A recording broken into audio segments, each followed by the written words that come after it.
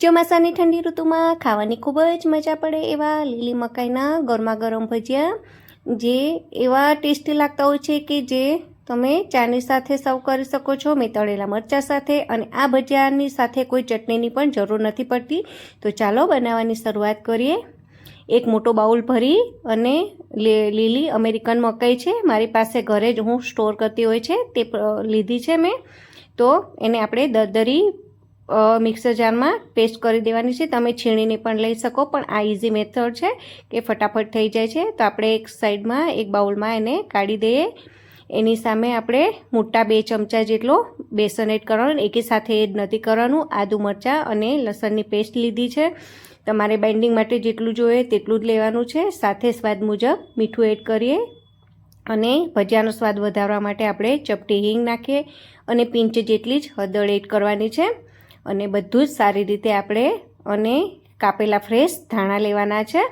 બધું નાખી અને મિક્સ કરી દઈએ. તમે જોઈ શકો છો. હવે આપણે પિંચ જેટલો ખાવાનો સોડા એની ઉપર એક્ટિવેટ થાય તે માટે તમારે લીંબુ કે કંઈ પણની જરૂર નથી. મેં પાણી જ ખાલી લીધું છે અને ગરમ કરેલું એકદમ તેલ હોય તે નાખી અને બધું જ સારી રીતે આપણે 1 મિનિટ ફેટી લેવાના છે. એટલે આપણા ભજીયા અંદરથી સોફ્ટ અને બહારથી એકલા ક્રિસ્પી બનશે. તો ફટાફટ આપણે ભજીયા પાડી લઈએ. મીડિયમ ટુ સ્લો ફ્લેમ પર પહેલાંથી જ મેં તેલ ગરમ કરવા મૂકી દીધું હતું. અને આ ભજીયા friends medium to slow flame પર જ પાડવાના. તમારું તેલ ગરમ હોવું જોઈએ, નહીં તો ભજીયા તેલ પી જશે. એ વાતનું ખાસ ધ્યાન રાખજો. બધા જ ભજીયા પાડી દીધા છે. એને તરત જ આપણે હલાવવાના નથી. 1 થી 2 મિનિટ એને ઉપરનું કોટિંગ સરસ આવી જાય એટલે એને ફેરવી અને 1 થી 2 મિનિટ પાછા ચેડવી લીધા છે. આવી જ રીતે મેં બીજો પણ આપણે બેચ રેડી કરી દઈએ.